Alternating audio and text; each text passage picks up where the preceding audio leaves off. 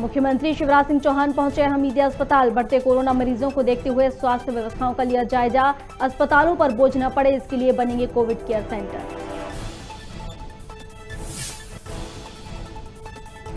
Film star Sunil Shetty पहुंचे Kanha national park. अपने मित्रों और परिवार के साथ लिया सफारी का आनंद। कान्हा नेशनल पार्क में ही मनाएंगे नए साल का जश्न।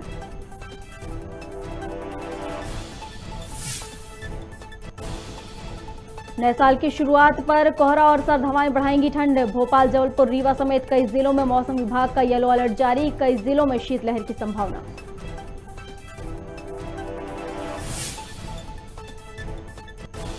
रतलाम के पिपलौदा तहसील में सुस्त पड़ा स्वास्थ्य अमला। मौके पर नहीं पहुंची 108 और जननी एक्सप्रेस। कड़ाके की ठंड में महिला ने बीच सड़क पर दिया बच्चे को जन्म।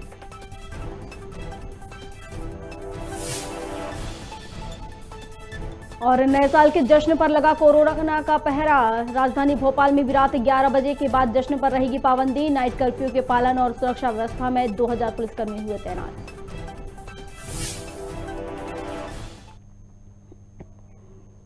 नमस्कार, खबर भारत देख रहे हैं आप। मैं हूं आपके साथ प्रियंका। चलिए बढ़ते हैं खबरों की ओर।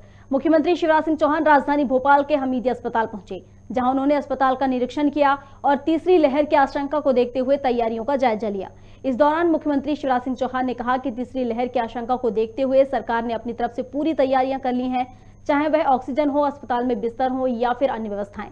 इसको लेकर अधिकारियों को निर्देश दिए गए हैं। वहीं उन्होंने कहा कि मध्य प्रदेश में निजी अस्पतालों को मिलाकर 60,000 बिस्तर की व्यवस्था की गई है और अस्पतालों पर ज्यादा बोझ न पड़े, इसके लिए कोविड केयर सेंटर तैयार करने का निर्णय भी लिया गया है। व्यवस्था हमने तय किया है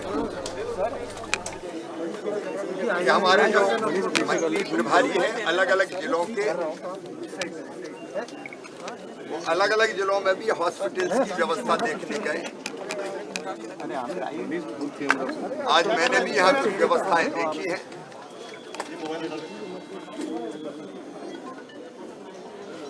जो तैयारियां आवश्यक है वो सब की जा रही है। सामान्य बिस्तर, ऑक्सीजन बेड, बच्चों के bed, ICU bed, HDU bed.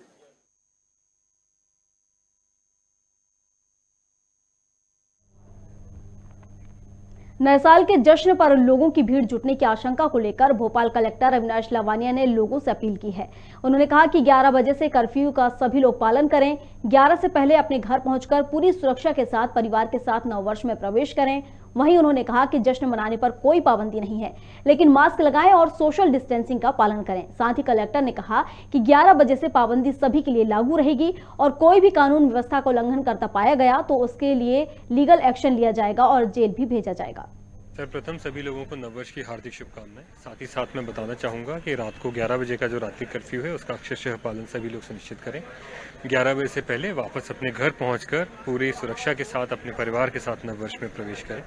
इसके अलावा जश्न के मनाने पर कोई पाबंदी नहीं है, लेकिन मास्क लगाना और सोशल डिस्टेंसिंग के सभी नॉर्म्स का पालन सभी लोग सुनिश्चित करें, ऐसा मेरा सभी से निवेदन है। सर, काफी सारे होटल्स वगैरह पास वगैरह बेच चुके हैं अभी, तो क्या उन लोगों की 11 तो पाबंदी रहेगी? निश्चित ही जो पाबंदी है वो सभी के लिए लागू है, वो 11 बजे तक ही सभी के लिए रहेगी। और जो शराबखोरी करके लोग वाहन चलाते हैं उनकी निश्चित ही कोई भी किसी भी कानूनी व्यवस्था का उल्लंघन करता हुआ पाया जाएगा तो उस पर लीगल कार्रवाई होगी, उसे जेल भी भेजा जाएगा। पंचायत के परिसीमन का नया अध्यादेश जारी होने पर कांग्रेस कमेटी के चुनाव आयोग के कार्यप्रभारी और महामंत्री जेपी धनोपिया ने कई सवाल खड़े किए हैं और कहा कि पूर्व से ही यह नियम है कि हर बार 5 साल में चुनाव के पूर्व परिसीमन और आरक्षण कराए जाते हैं, तो अब 2022 में 4 दिन बाद पुनः अध्यादेश जारी कराने की क्या जरूरत थी। सरकार ओबीसी के 27% आरक्षण के बारे में ध्यान न दे, अनावश्यक अध्यादेश के बारे में दे रही है। प्रदेश की भारतीय जनता पार्टी की सरकार पंचायत चुनाव और नगरीय निकाय से चुनाव बचने के लिए हमेशा कुछ न कुछ इस तरह की कार्रवाई करती रहती है। इससे पहले महामहिम राज्यपाल महोदय से 21 नवंबर को अध्यादेश जारी करवाया कि 2019 के आरक्षण समाप्त हो गए, 2014 के प्रभावशील रहेंगे, और अभी 4 दिन पहले उनको वापस दे दिया गया क्योंकि स्वीकार किया गया गलती हुई थी।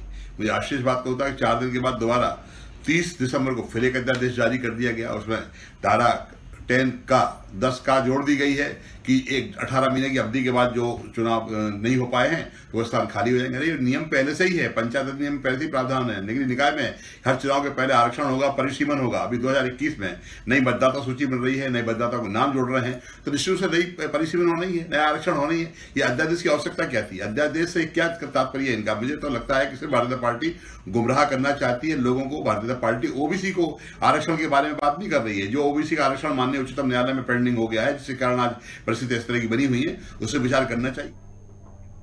देश में ओमिक्रॉन वेरिएंट के मरीजों में लगातार हो रही बढ़ोतरी को देखते हुए सरगुजा जिला प्रशासन भी अलर्ट नजर आ रहा है, जिसके लिए कलेक्ट्रेट परिसर के अंदर कंपोजिट बिल्डिंग में जिला स्तर पर मॉनिटरिंग सेल का गठन किया गया है, जिसका निरीक्षण करने सरगुजा कलेक्टर संजीव कुमार झा पहुंचे थे।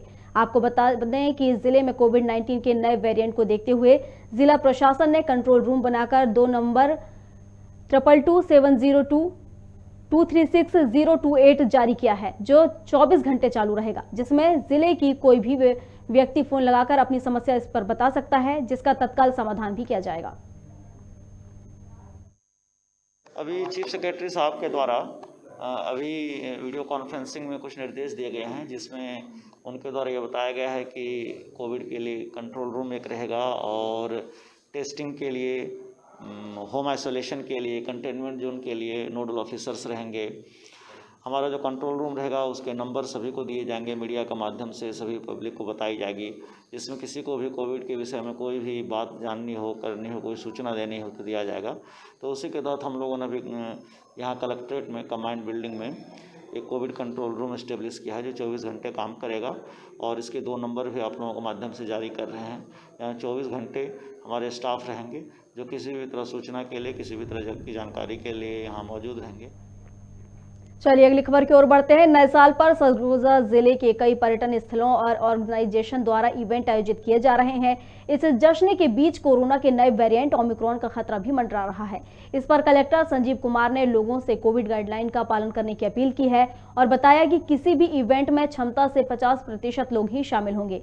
वहीं होटल और रिजॉर्ट के कार्यक्रमों पर प्रशासन की निगरानी रहेगी और खास तौर पर कलेक्टर ने सभी से सेल्फी लेते समय सावधानी बरतने की भी अपील की है।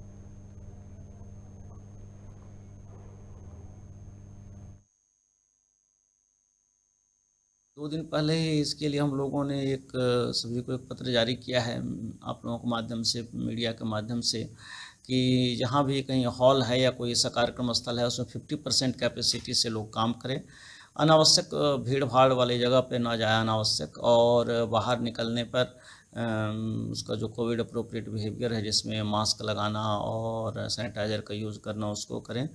नए साल में और अभी कल आखिरी दिन है साल का, तो उसमें जहाँ हम लोग पिकनिक स्पॉट पर या टूरिस्ट स्पॉट पर जा रहे हैं, वहाँ पर सेल्फी लेने में थोड़ा सावधानी बरतें। वैसे ख़तरनाक जगह में सेल्फी ना लें या वैसे जगह में ना जाएं जहाँ पर ख़तरा हो सकता है। इसके अलावा जो सबसे महत्वपूर्ण है कि कोविड अप्रोप्रिएट बिहेवियर, वो मध्य प्रदेश राजगढ़ जिले के गांव डालूपुरा में एक बंदर की मौत के बाद उसका अंतिम संस्कार पूरे हिंदू रीति रिवाज के साथ किया गया। बंदर के अंतिम संस्कार में पूरा गांव शामिल हुआ। वहीं बंदर की मौत से पूरे गांव में शोक की लहर दौड़ गई है।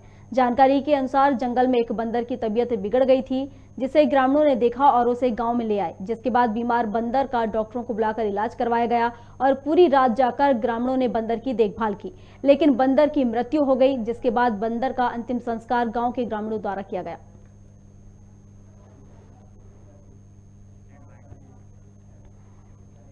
जिले में स्थित कान्हा नेशनल पार्क का नए वर्ष में आनंद लेने देश विदेश से पर्यटक आते हैं। वहीं इस नेशनल पार्क में फिल्म अभिनेता सुनील शेट्टी पहुंचे, जहां उन्होंने अपने मित्र और परिवार सहित सफारी का आनंद लिया। जानकारी अनुसार नए साल का जश्न सुनील शेट्टी कान्हा नेशनल पार्क में ही मनाएंगे। वहीं चर्चा के दौरान सुनील शेट्टी ने बताया कि यहां आकर उन्हें बहुत अच्छा लगा। यहाँ के प्राकृतिक नज़ारे बहुत अद्भुत हैं।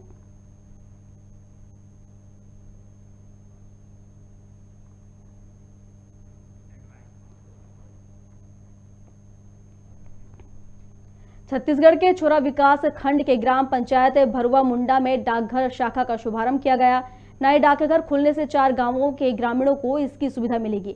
फिलहाल यहां नए कर्मचारियों की नियुक्ति नहीं होने तक दूसरे डाकघर के प्रभारी ही संचालन करेंगे। आपको बता दें कि इससे पहले डाकघर के काम से लोगों को नदी पार कर 5 किलोमीटर दूर किनसिंघी डाकघर जाना पड़ता था। ये आज भरवामुड़ा का जो नया पोस्ट ऑफिस का आज उद्घाटन हुआ है, इसमें फिलहाल तो ये अपने कनसिंघी के जो पोस्ट मास्टर है, branch post master Ashok Thakur ji जो हैं, ये अभी फिलहाल अस्थायी रूप से चार्ज में रहेंगे और उसके पश्चात धीरे से यहाँ के कार्य के प्रणाली के हिसाब से ये यहाँ पे नई भर्ती की जाएगी, जिसमें बीपीएम का पोस्ट एक सिंगल पोस्ट फिलहाल यहाँ का वर्कलोड के हिसाब से एक शाखा डाकपाल का यहाँ पे भर्ती किया जाएगा। आज जिले में कितने पोस्ट ऑफिस का उद्घाटन हो रहा है सर? आज गरियाबंद जिले में 2 पोस्ट ऑफिस का उद्घाटन हो रहा है। राजगढ़ जिला मुख्यालय के नए बस स्टैंड के पास स्थित ऑटो पार्ट्स की बंद दुकान में आग लग गई। सूचना मिलने पर मौके पर पहुंची पुलिस और फायर ब्रिगेड की मदद से आग पर काबू पाया गया। वहीं दुकान संचालक ने बताया कि उनकी दुकान बंद थी। आगे की सूचना आसपास के दुकानदारों ने उन्हें दी, जिसके बाद वो मौके पर पहुंचे तो दुकान के अंदर रखी बाइक और सारा सामान जलकर खाक हो चुका था। फिलहाल आग लगने का कारण अभी अज्ञात बना हुआ है।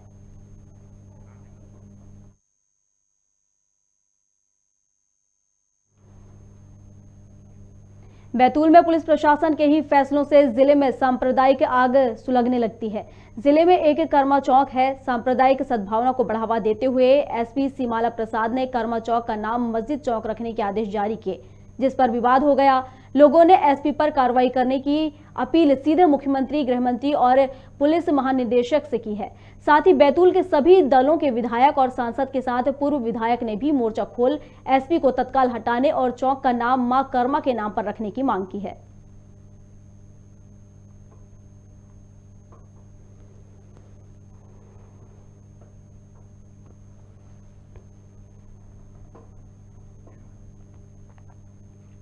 चलिए अगली खबर की ओर बढ़ते हैं। भोपाल में कोरोना के बढ़ते केसों के चलते अस्पताल भी इससे निपटने की तैयारियों में लग गए हैं। इसी के चलते जेपी अस्पताल में भी व्यवस्था चुस्त दुरुस्त नजर आ रही है। सीएमएचओ प्रभाकर तिवारी ने इस संबंध में मीडिया से चर्चा करते हुए बताया कि लगातार कोरोना की तीसरी लहर की आशंका के चलते शासन की तरफ से तैयारी की जा रही है। इसमें ऑक्सीजन, आईसीयू बेड और नए बेड की व्यवस्था, उनकी तैयारी लगातार चल रही है। इसके अलावा एक लिक्विड मेडिकल ऑक्सीजन प्लांट भी जल्द चालू होगा। उन्होंने बताया, अगर कोरोना के केस बढ़ते हैं तो हमारे पास उपचार की पूरी व्यवस्था कर ली गई है। जैसा कि आप जानते हैं कि लगातार जो है आशंका जो व्यक्त की जा रही थी कि तृतीय लहर आने वाली है, उसकी तैयारियां शासन की तरफ से की जा रही थी। इसमें चाहे वो ऑक्सीजन की व्यवस्था हो, चाहे वो आईसीयू बेड्स की व्यवस्था हो, चाहे वो नए बेड्स करने हो, उनकी तैयारी लगातार चल रही थी। आज माननीय मुख्यमंत्री जी द्वारा इसके तैयारियों का जायजा लिया जाना था। जैसा कि आप जानते हैं कि जयप्रकाश चिकित्सालय में एक एलपीएम के 2 पीएसए प्लांट्स पहले से ही चालू किए जा चुके हैं। इसके अलावा एक लिक्विड मेडिकल ऑक्सीजन जो है उसकी स्थापना अभी चल रही है, वो भी जल्दी चालू हो जाएगा। और इसके साथ ही साथ आईसीयू के बेड्स और बीआईसीयू के बेड्स भी जयप्रकाश चिकित्सालय में बढ़ाए गए हैं। तो उन्हीं का जो बढ़ चुके हैं बेड्स और उन्हीं का जायजा लेने के लिए माननीय मुख्यमंत्री जी को यहाँ पे आना था और उसकी तैयारियां पूरी तरह से की जा चुकी है। भोपाल रेल मेट्रो का काम संभालने वाली कंपनी पर सीबीआई ने छापा मारा है। भोपाल में चूना भट्टी स्थित दिलीप बिल्डकॉन के दफ्तर पर दिल्ली से सीबीआई की टीम ने छापामार कार्रवाई की है। इसमें लोकल पुलिस और सीबीआई भोपाल के अफसरों को कोई सूचना नहीं थी। कंपनी के एक कर्मचारी द्वारा एनएचआई अफसर को 20 लाख रुपए की रिश्वत लेते गिरफ्तार किया गया, जिसके बाद सीबीआई की रेड पड़ी है। बता दें कि देश भर में यह कंपनी हाईवे और रेल प्रोजेक्ट से जुड़े प्रोजेक्ट संभालती है।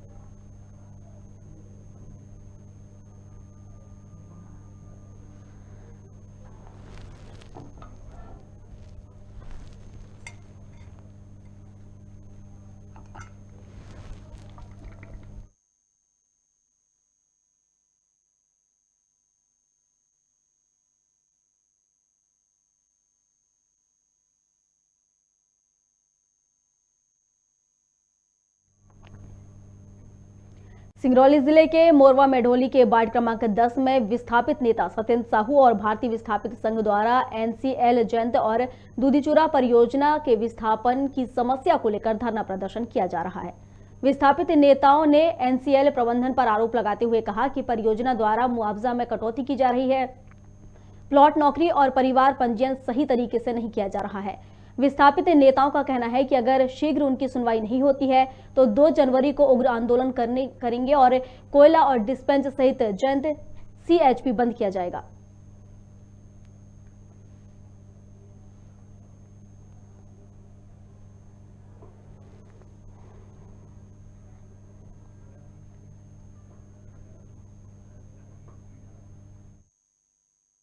दिसंबर से हम लोगों का अपने हक की लड़ाई जारी है। 23 मिल पे हम लोग आंदोलन कर रहे हैं। इसमें विस्थापितों की मूल समस्या को लेकर हम लोग एक ज्ञापन माननीय विधायक जी के लेटर पैड में और भारतीय विस्थापित संघ के लेटर पैड में कई बार एनसीएल प्रबंधन को दिया गया है, लेकिन एनसीएल प्रबंधन सुनने को तैयार नहीं है। विस्थापितों के साथ हमेशा छलावा हो रहा है। इसी को लेकर हम लोग आर और पार की लड़ाई लड़ने के लिए 21 तारीख से आंदोलन कर रहे हैं और इसके कड़ी में जोड़ते हुए हम लोग 2 तारीख को विशाल धरना प्रदर्शन आंदोलन के साथ खदान में कूच करेंगे और जब तक हम लोग के साथ हक और न्याय नहीं मिल जाता तब तक हम लोग अनिश्चितकालीन धरना सीएचपी जयंत को रोक के और पूरे जयंत खदान का डिस्पैच रोक के प्रदर्शित करेंगे। इसमें हम लोग की मुख्य मांगे यही है कि जिनका परिवार पंजीयन में नाम छूटा है उनको दिया जाए, जो 19% की कटौती ये लोग किए हैं जो गैर कानूनी है उसको पूरा दिया जाए। प्रत्येक विस्थापित को मरहूली विस्थापितों द्वारा 21/12/2021 से यहाँ पर धरना किया जा रहा है और मुख्य मांगे 5 सूत्री मांगे जो है विस्थापितों द्वारा एनसीएल को दी गई हैं और उसमें जो पहले से मांगे हैं कि यहाँ के विस्थापितों को सही तरीके से विस्थापन किया जाए। बहुत लोगों का मुआवजे में कटौती की गई है और परिवार सूची में बहुत सारे विस्थापितों को छोड़ा गया है, उसे जोड़ा जाए और जो नौकरी की फाइलें 2 एकड़ पर लगी हैं उनको दे करके जो इनका वादा था कि हम लोग डिसेंडिंग आर्डर लागू करेंगे उसे तत्काल लागू किया जाए। देखिए, हम लोग लड़ाई आंदोलन कर रहे हैं, जो पद पर बैठे हुए अधिकारी वो ध्यान दें, हम लोगों का सुने, क्योंकि हम लोग लड़ते लड़ते थक चुके हैं। अब इससे ज़्यादा हम लोग नहीं लड़ पाएंगे। अब लड़ेंगे तो हम लोग किन मांगों को लेकर आप यहाँ धरना प्रदर्शन कर रहे हैं? हम लोग देखिए कई बार मांगों को रख चुके हैं और लेटर पैड भी भारतीय किसान यूनियन भारत से भी गया है और ये जो है कि भारतीय विस्थापित संघ से भी गया है, विधायक जी का लेटर भी गया है। कई बार हम लोग आगाह कर चुके हैं, प्रशासन से लेकर सब नेता से लेकर सबको, लेकिन इससे आगे कोई सुनने वाला नहीं है। शाहजहाँपुर के ट्रॉमा सेंटर में स्टाफ मैनेजमेंट और अटेंडरों के बीच झगड़ा अब आम बात हो गई है। मक्सी से डिलीवरी के लिए आई एक प्रसूता और उसके परिजनों के साथ अस्पताल सुरक्षा कर्मियों द्वारा मारपीट की घटना समूचे जिले मुख्यालय को बदनाम कर रही है। प्राप्त जानकारी अनुसार मक्सी निवासी देवनारायण पाटीदार अपनी पत्नी की डिलीवरी करवाने शाहजहाँपुर के ट्रॉमा सेंटर में आए थे। इसी दौरान वार्ड में सुरक्षा कर्मियों ने उनकी मां और पत्नी दोनों पर डंडे से हमला कर दिया। वहीं परिजनों ने भी सुरक्षा कर्मियों को लात और घूंसों से पीट दिया। यह पूरा घटनाक्रम अस्पताल के सीसीटीवी कैमरे में कैद हो गया। इस घटनाक्रम में जिला चिकित्सालय की व्यवस्थाओं की पोल खोलते हुए पूरे जिले को शर्मसार कर रही है।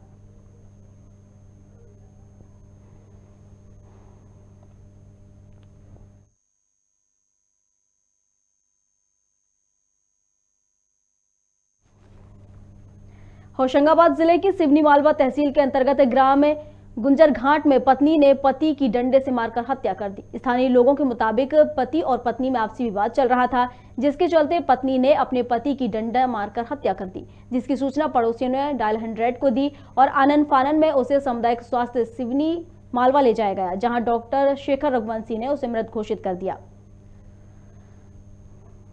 ये अभी एक मरीज विजय मस्कोरे उम्र लगभग 45 वर्ष बता रहे हैं, जिनको गुरंज घाट से डायल 100 द्वारा लाया गया था, जिनको मैंने चेक करने के बाद देखा गया कि उनकी मृत्यु हो चुकी है। तो बताया जा रहा है, जो लोग लेके आए हैं उनके द्वारा बताया जा रहा है कि उनके घर पे मारपीट जो है घरेलू कुछ झगड़े हुए जिसमें उनको मारपीट की गई है, जो कि चोटें दिखाई दे रही हैं, चेहरे पे काफ़ी चोटें आई, इसके कारण उनकी मृत्यु हुई होगी। बाकी अभी पीएम किया जाएगा, उसके बाद मृत्यु का कारण समझ में आ जाएगा। क्या नाम है तुम्हारा? फुलबनी उन्हें। क्या हो गया है पूरा मामला? सर जी, वो मैं गांव में था, मुझे मतलब दूसरे लोगों ने बोला कि बोले घर के सामने तुम्हारे लड़ी हो गई है पति पत्नी की। मैं जब घर गया इन दोनों की लड़ी हो रही थी, ये नहीं पता कि क्या है क्या नहीं है। मैं उनके जब घर गया तो वो नीचे पड़े हुए थे, मैं उनको उठा के और पलंग पे रखा हूँ, मैंने मतलब सुलाया हूँ। जब उनके मुंह से और नाक से खून आ रहा था, फिर इसके बाद मैंने 100 डायल पे कॉल किया। जब सर लोग आए और उन्होंने मतलब इनको लेकर और मुझे साथ में लेकर अस्पताल आए। पिपलौदा तहसील के ग्राम आंबा में महिला ने कड़ाके की ठंड में सड़क पर बच्चे को जन्म दिया। महिला नवाबगंज की रहने वाली है, जो अपने रिश्तेदार के घर गई थी। घर लौटते समय महिला किराना का सामान खरीदने दुकान गई, जहां दुकान के सामने ही सड़क पर मां ने नन्हे बच्चे को जन्म दिया। वहीं पिपलौदा 108 और जननी एक्सप्रेस मौके पर उपलब्ध नहीं हुई, जिसके चलते सरवन गांव से 108 एम्बुलेंस बुलाई गई। आंगनवाड़ी कार्यकर्ता और ग्रामीण की मदद से मां और बच्चे को पिपलौदा शासकीय चिकित्सालय भेजा गया, जहां महिला और बच्चा दोनों स्वस्थ हैं।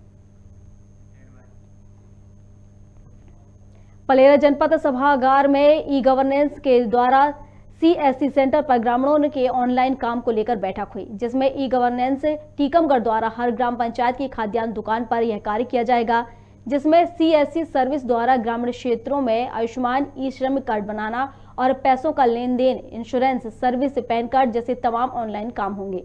जिला खाद्यान्न अधिकारी ने बताया कि उचित मूल्य दुकानदार द्वारा महीने के किसी भी दिन दुकान नहीं खोली गई तो उसके खिलाफ सख्त कार्रवाई की जाएगी।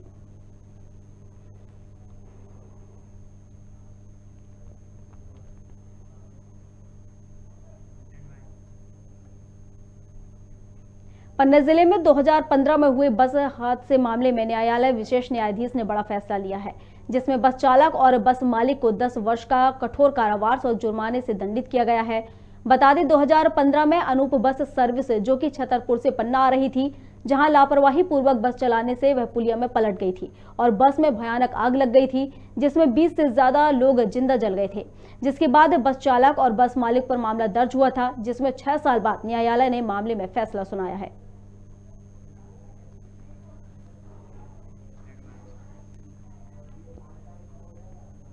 आपातकालीन खिड़की जो लगी होती है उसके स्थान पर लोहे की सरिया से बंद कर दिया गया था और उसकी जगह पर सीट लगा दी गई थी, जिससे दुर्घटना के समय यात्री आपातकालीन खिड़की से नहीं निकल पाए और बस में अग्निशामक यंत्र न होने के कारण बस में आग लग गई थी, तो आग बुझाई नहीं जा सकी।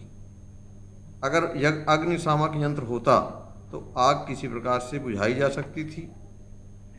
बस में बैठे 22 यात्रियों की मृत्यु जल करके मृत्यु हो गई थी। बैरसिया में विधायक विष्णु खत्री द्वारा सॉल्यूशन हब का शुभारंभ किया गया। कार्यक्रम में किसान सभा ऐप कार्ड के बारे में बताया गया। सॉल्यूशन हब का संचालक मोहित गुप्ता को बनाया गया, जिसमें किसान सभा ऐप के कार्ड बनाए जाएंगे। यह ऐप किसानों, ट्रांसपोर्टरों, मंडी डीलरों, ग्राहकों, कोल्ड स्टोरेज, कीटनाशक दवा, खाद के विक्रेता और अन्य संबंधित सेवाओं को एक दूसरे से जोड़ेगा। बता दें, किसान सभा ऐप भारतीय किसानों की जरूरतों को देखते हुए भारत सरकार द्वारा विकसित किया गया है, जिसका मुख्य उद्देश्य किसानों को किफायती और सही समय पर सहायता प्रदान करना है, जिससे किसानों की आय दोगुनी हो सके। किसानों के हित के लिए रखा गया है। शासन की जो प्रधानमंत्री जी की जो योजना है, तो उसके अंतर्गत इसमें एक सॉफ्टवेयर डेवलप किया गया है ऑल ओवर इंडिया लेवल पे, जिसमें विभिन्न प्रकार के हितग्राहियों को जोड़ा गया है जो एक छत के नीचे काम करेंगे। जैसे किसान हैं, मंडी डीलर हैं, आपके ट्रांसपोर्टर हैं और आपके जो सर्विस प्रोवाइडर लोग हैं, इनको साथ में जोड़ा गया है। और इस विषय में जो पूरा हमने फ्रेंचाइजी दी है, मोहित गुप्ता जी को दिया है पूरा भोपाल का काम, जिसकी शुरुआत इन्होंने आज यहाँ से की है। इसका उद्देश्य क्या है आपका? इसका उद्देश्य ये है कि किसान ज़्यादा से ज़्यादा लाभान्वित हों और बिना खर्चे के लाभान्वित हों, ज़्यादा परेशानी ना हो, उनको उर्वरक। जहां एक और मध्य प्रदेश की शिवराज सरकार असहाय बेघर लोगों की मदद करने के लिए तमाम योजनाएं चला रही है, लेकिन भाजपा के ही एक नेता इन योजनाओं को पलीता लगाते नजर आ रहे हैं।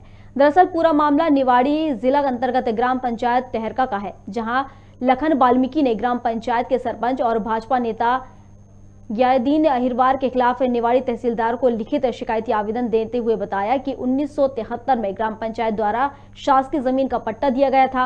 उस जमीन पर सरपंच द्वारा शासकीय भवन निर्माण के नाम पर जबरन नवीन निजी मकान निर्माण कराया जा रहा है। पीड़ित लखन वाल्मीकि द्वारा तहसीलदार को दिए आवेदन के आधार पर निरीक्षक ब्रजेश खरे ठहरका पहुंचे, जहां संपूर्ण जांच कर नवीन निर्माण कार्य को रोक दिया गया। दिसंबर से हम लोगों का अपने हक की लड़ाई जारी है। 23 मिल पे हम लोग आंदोलन कर रहे हैं। इसमें विस्थापितों की मूल समस्या को लेकर हम लोग एक ज्ञापन माननीय विधायक जी के लेटर पैड में और भारतीय विस्थापित संघ के लेटर पैड में कई बार एनसीएल प्रबंधन को दिया गया है, लेकिन एनसीएल प्रबंधन सुनने को तैयार नहीं है। विस्थापितों के साथ हमेशा छलावा हो रहा है। इसी को लेकर हम लोग आर और पार की लड़ाई लड़ने के लिए 21 तारीख से आंदोलन कर रहे हैं और इसके कड़ी में जोड़ते हुए हम लोग 2 तारीख को विशाल धरना प्रदर्शन आंदोलन के साथ खदान में कूच करेंगे और जब तक हम लोग के साथ हक और न्याय नहीं मिल जाता तब तक हम लोग अनिश्चितकालीन धरना CHP जयंत को रोक के और पूरे जयंत खदान का डिस्पैच रोक के प्रदर्शित करेंगे। इसमें हम लोग की मुख्य मांगे यही है कि जिनका परिवार पंजीयन में नाम छूटा है उनको दिया जाए, जो 19% की कटौती ये लोग किए हैं जो गैर कानूनी है उसको पूरा दिया जाए। प्रत्येक विस्थापित को मरौली विस्थापितों द्वारा 21/12/2021 से यहाँ पर धरना किया जा रहा है और मुख्य मांगे 5 सूत्री मांगे जो है विस्थापितों द्वारा NCL को दी गई हैं और उसमें जो पहले से मांगे हैं कि यहाँ के विस्थापितों को सही तरीके से विस्थापन किया जाए। बहुत लोगों का मुआवजे में कटौती की गई है और परिवार सूची में बहुत सारे विस्थापितों को छोड़ा गया है, उसे जोड़ा जाए और जो नौकरी की फाइलें 2 एकड़ पर लगी हैं उनको दे करके जो इनका वादा था कि हम लोग डिसेंडिंग आर्डर लागू करेंगे उसे तत्काल लागू किया जाए। देखिए, हम लोग लड़ाई आंदोलन कर रहे हैं। जो पद पर बैठे हुए अधिकारी वो ध्यान दें, हम लोगों का सुने, क्योंकि हम लोग लड़ते लड़ते थक चुके हैं। अब इससे ज़्यादा हम लोग नहीं लड़ पाएंगे। अब लड़ेंगे तो हम लोग किन मांगों को लेकर आप यहाँ धरना प्रदर्शन कर रहे हैं? हम लोग देखिए कई बार मांगों को रख चुके हैं और लेटर पैड भी भारतीय किसान यूनियन भारत से भी गया है और ये जो है कि भारतीय विस्थापित संघ से भी गया है, विधायक जी का लेटर भी गया है। कई बार हम लोग आगाह कर चुके हैं, प्रशासन से लेकर सब नेता से लेकर सबको। सिंगरौली जिले के मोरवा मेढोली के वार्ड क्रमांक 10 में विस्थापित नेता सत्येंद्र साहू और भारतीय विस्थापित संघ द्वारा NCL जयंत और दूधी चूरा परियोजना के विस्थापन की समस्या को लेकर धरना प्रदर्शन किया जा रहा है। विस्थापित नेताओं ने NCL प्रबंधन पर आरोप लगाते हुए कहा कि परियोजना द्वारा मुआवजा में कटौती की जा रही है, प्लॉट नौकरी और परिवार पंजीयन सही तरीके से नहीं किया जा रहा है। विस्थापित नेताओं का कहना है कि अगर शीघ्र उनकी सुनवाई नहीं होती है तो 2 जनवरी को उग्र आंदोलन करते हुए कोयला डिस्पेंच सहित जयंत CHP बंद की जाएगी।